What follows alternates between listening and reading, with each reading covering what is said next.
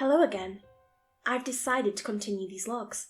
My team's excursion will last another 8 odd days, so I'm under no obligation towards regular updates. I'll record these in what time I can get and post them once I'm back and connected to the internet. I won't drag.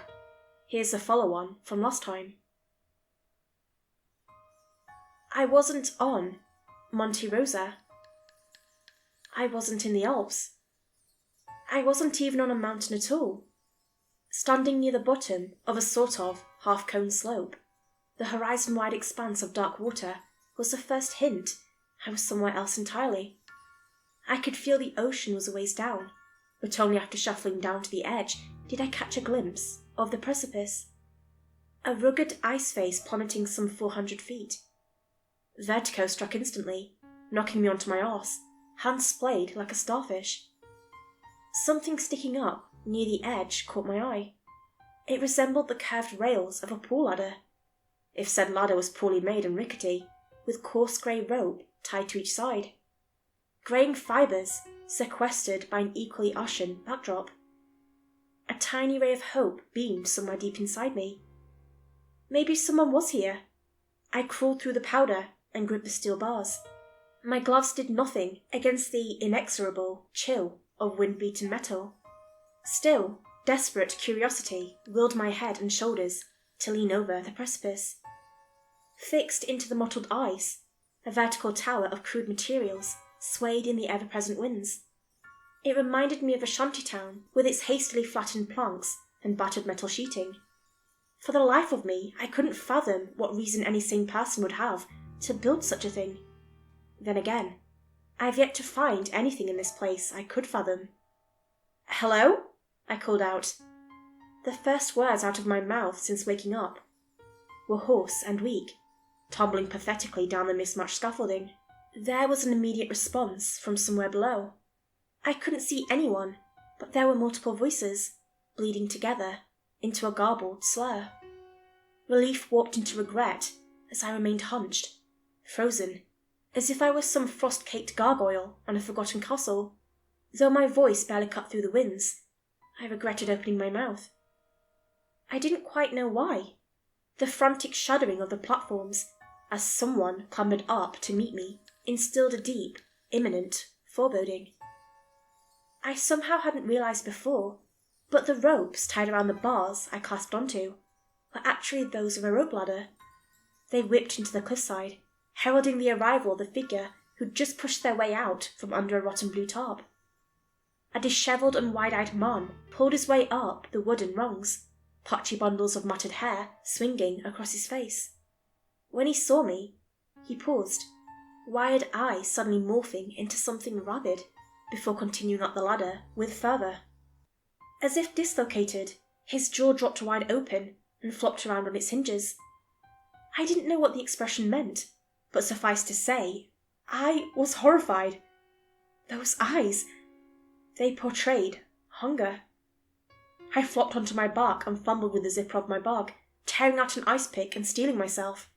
2 sets of blackening fingers curled over the rim before me, followed by this bestial vestige of a human climbing up onto the snow in all his wiry might. "Hey, what are you doing there, lad?" I chuckled with transparent unease. He almost looked surprised after I spoke, as if language was a foreign concept to him. He sucked air in through his teeth with a hiss. Cold. So hungry. You. Warm. Fresh," he spat in a gravelly voice. I backed up, raising the ice pick clutched tight in both hands. The man went a few uncoordinated steps before lunging out of nowhere and diving on top of me. I yelped in fear, falling backwards and raising the pick in defence. Spittle sprayed from yellow teeth, gnashing inches from my face. Acting swiftly, I rammed the blunt handle of the pick into his throat, causing him to recoil. Only seconds later, he persisted with his rage, seeming to shrug off the blow, as though it were an insect bite. In the scuffle, he managed to grab my right arm and sunk his teeth into my wrist. I screamed and let go of the pick with my right. Instinctively, I swung it to my left, the sharp end sailing true and embedding directly into the side of his neck. Viscous blood exploded over my face as I wrenched the pick back towards me, tearing the front of his throat open in a ragged gash. The man shot up straight in response, stumbling uncontrolled back onto the edge and dropping limply into the open air. Despite my close call, something else disturbed me. The blood that had poured out onto me was cold. I don't mean lukewarm. Cold, if not freezing. No steam rose into the air as one might expect. It just curdled and froze onto my clothing. With no other choice, I crept back to the rope ladder and looked down. A rotty woman had just climbed up into view and paused after seeing the man's body supine on the platform. "Ugh, God damn it! Again, Kurt?"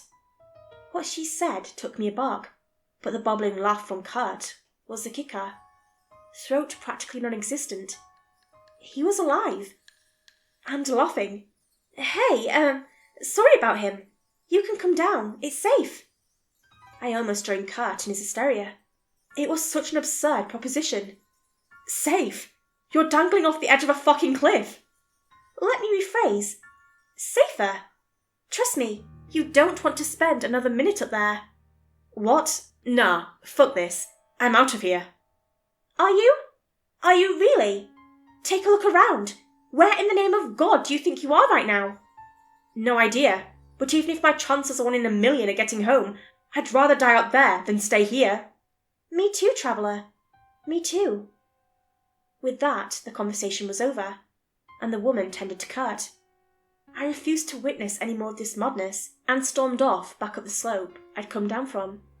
After a few steady paces, I stopped dead in my tracks. Something was off. Imperceptible movement in the snowfield, distant thuds growing nearer. I squinted to make anything out, but I didn't need to. There, near the buried tent I'd crawled out of, the falling snow outlined an absence. Empty air. A strong gust flung pale dusting off the ground to form a haze, and in it, the shape was clear. I couldn't tell you what it was, only what it resembled. Long, snaking, and of simply vast size, it recoiled through the haze in the way an air bubble darts through water. 2, maybe 3 sparsely spaced legs jabbed at the ground, leaving clear imprints of whatever that thing was. Scythe-like mandibles sliced through the air towards me.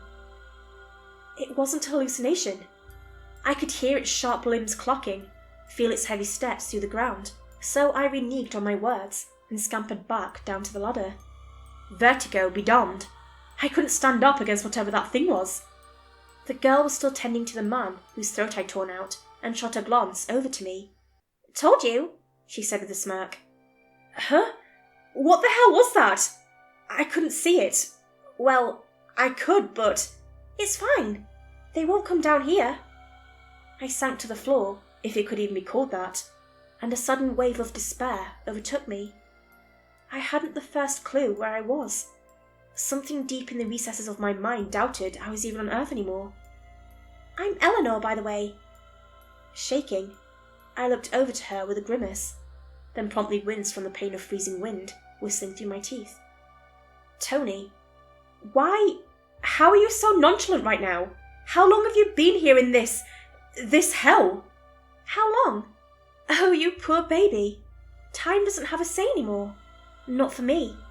It's not as if clocks work here, even if I wanted to know the time. A day could be months, years, and a night could be 5 minutes, or vice versa. There's not many things a man can do when faced with impossibility. Do you deny, to enkindle self-detriment, or accept and give up so easily? A question of hopeless fight versus hopeless submission. Look, how about you come down with us, get some shelter? I know it's not optimal, but believe me when I say it's a paradise living up there. Before, I had Rob to guide me.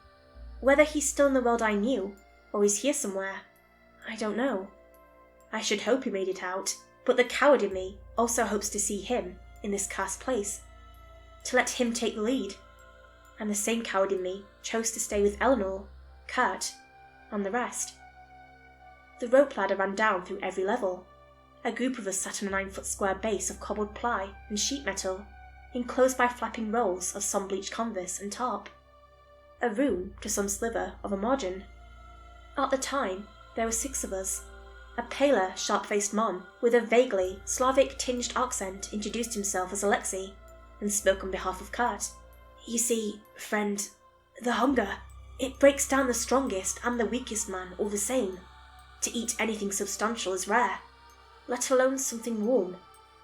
Of the remaining 2 were Nia, a tan woman whose dappled skin displayed mild vitiligo, and an older gentleman bearing several tight pink scars over his hands. Same for his face. Well, what could be seen of it past a greying beard? He doesn't remember his name. Everyone calls him Iago or Santiago. Something Hemingway. Never read his works myself, but as far as wind-beaten fishermen go, Iago certainly looks the part. It took a while of idle chatter for me to finally come round to the question, seeping through my thoughts. "So, how do you survive here?" 8 words were all it took to derail the conversation, and have them exchange pity glances. "Ain't a matter of surviving, son," Iago rasped. "It's a choice between lesser evils." I was exasperated. "What does that even mean, you old—" Iago's sunken eyes toppled my will, and I trailed off. He huffed, more with fatigue than frustration, as if issuing a sentiment he'd had to repeat more times than he could remember. "Try as you might, can't time this place." I went to bite bark, but swallowed my words as I remembered Kurt. He laid beside us under a dirty sheet. Nia must have caught on, because she reached over and tugged the fabric down to reveal Kurt's injury. Now, his ruined throat was filled with what looked to be ice. Only, the ice looked tainted. Putrid almost, with sallow mycelia exploding within. Crimson tributaries forced their way through the frost, up on the left, down on the right. Tingling dread crept in a similar manner, up my spine and neck, and flowing back down through my chest. If this was reality now, then, well, I don't know. What moral is there? What sadistic law of nature permits this? I probably should have started off with this, but there's a name written inside the front cover. Anthony Grisel. Means as much to me as John Doe, but the handwriting matches whoever wrote in these pages, so it's safe to assume they're one and the same. I realise now, I'm at a crossroads. I see 2 choices to make here. Hide my discovery, or report it. Honestly, I don't feel like keeping quiet and having to live with it. Luckily, I had the foresight of donning protective gloves before taking the journal, and have been using them since, so my fingerprints aren't smeared all over the pages. Means I can return it, then report through my satellite radio that I found a body, all without a hitch. Don't worry, I'll take photos of the pages I'm going to transcribe. Over half of it is illegible, though whether due to numb fingers or a broken mind, I can't tell.